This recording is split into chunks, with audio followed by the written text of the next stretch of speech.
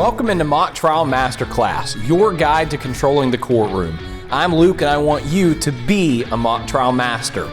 Let's talk about how you can make that happen. Closing arguments are the last thing that will happen in a mock trial round, and it is really important for you, if you're a closer, to give a powerful closing argument. And so what we're going to talk about in this video is the way that you should start every closing argument. And I promise you this, if you start your closing arguments using the strategy we're about to discuss, they will be powerful every single time. I've used this strategy, I've coached this strategy, trust me, it works. You ready to hear about it? Let's dive in. So if you've watched my video on how to give a great opening statement, you know that I talked about how every opening statement should tell the story of the case. You know, if it's a murder case, you're going to tell the story with some dramatic flair about how Harry killed Sally. Or if it's a contract dispute, you're going to tell the story of how Jerry broke the contract, right? Well, with closing arguments, we similarly always want to start with a story. But we're not telling the story of the case. We're not telling the literal story of Harry killed Sally, Jerry breached the contract. We're telling a little bit of a different story that's going to require some creativity. So here's how you start every closing argument. You tell a story that relates to your theme. If you don't know what a theme is, it's basically a slogan that gets at the heart of your case. And we're going to talk about some great examples of quality themes in this video. But every case, every round, every competition of mock trial, you should have a theme for your case. Well, once you have your theme, once you know what your theme is, your memorable statement that gets at the heart of your case, once you start to develop your closing argument, you need to tell a story that's related to your case. Now, I feel the need to say again, we're not telling the story of the case itself, the literal Harry killed Sally.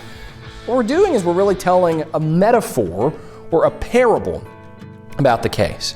If you're a little bit confused, don't worry. I'm going to give you some examples that will show you exactly what I'm talking about. So let's take a case where the theme is it was an accident waiting to happen. It's one of the best themes I've heard in my whole mock trial career because it's very memorable. You can use it very, very easily, and it flows very nicely into a closing argument.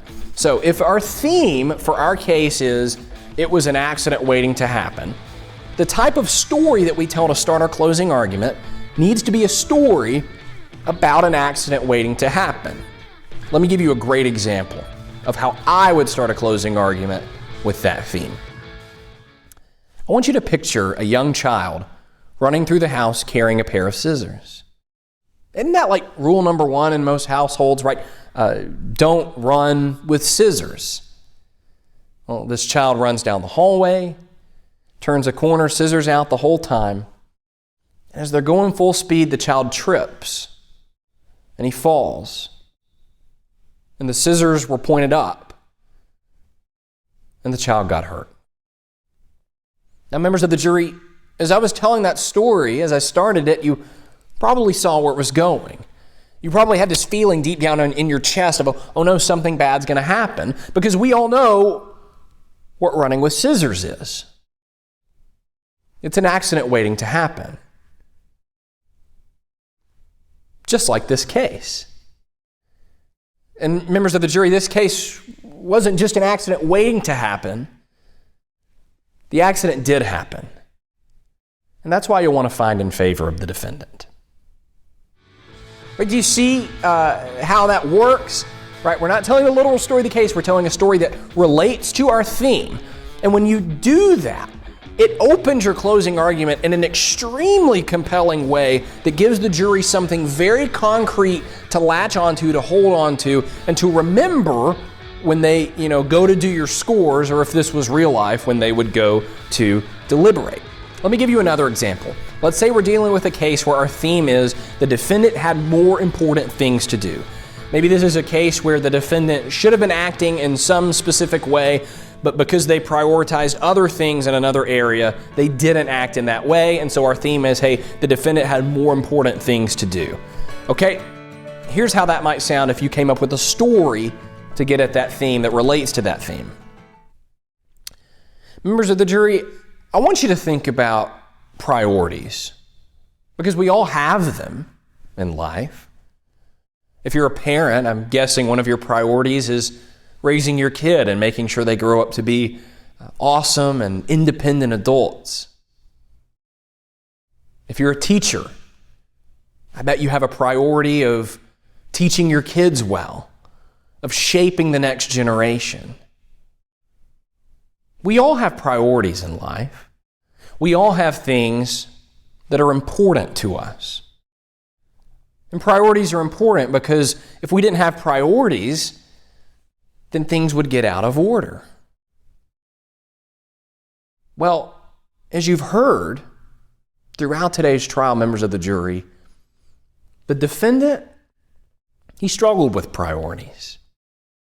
You see, the defendant is like a teacher who, instead of caring about shaping her students, showed up to school hungover every day and offered her students nothing.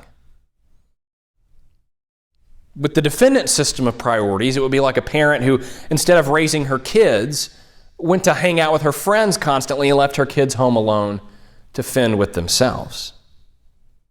Now, there's nothing wrong with having fun, and there's nothing wrong with having a night out with friends. But members of the jury, when things like that start to take precedent over what should be our priorities, we have a problem on our hands.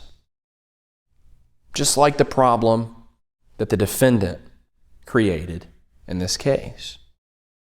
Because, members of the jury, while the defendant should have been prioritizing X, Y, and Z, he didn't. Because in this case, we have a defendant who had more important things to do. Do you see how this technique can go in a whole lot of different directions? But what I hope you also see is how effective it can be. I refuse with my teams to ever start a closing argument without using this technique. It is that powerful. Now, once you finish telling that story, and it's also important to connect it to the theme like I was doing, right? I didn't just tell the story of the drunk teacher or the party your mom. I didn't, in the first one, just tell the story of the kid running with the scissors. I drew it back into the theme. I connected it to the theme. It's important for you to do that too. And even after you do that, you've got a lot of time left before your closing is done and exactly where it needs to be. And there's plenty of other tips and tricks I can give you for the rest of your closing argument. But when it comes to the beginning, when it comes to the start of your closing argument, you need to tell a story that relates to your theme, a parable, a metaphor, something like I did that draws the jury in, gets their focus on you, makes you a compelling speaker, and wraps up your case in a powerful way. So like I was just saying, there's a whole lot else that goes into closing arguments beyond just the beginning. And if you want to know what some of those things are, have I got the tool for you. I just put out my new book. It's called Mock Trial Masterclass, Your Guide to Controlling the Courtroom, and it's available right now on Amazon. There's a whole chapter on closing arguments where we dive even deeper into the strategy that we just talked about, but into plenty of other strategies as well. But not just closing arguments, guys. There's chapters on direct examination, cross-examination, impeachments, objections, all sorts of other areas of a trial. This book is designed for you to have a championship plan going into your next competition. So if you want to order a copy of my new book, Mock Trial Masterclass, click the link in the description on YouTube or the link in the show notes on podcast platforms. And if you combine that knowledge with the knowledge from this episode, your closing arguments will be at the level of a mock trial master.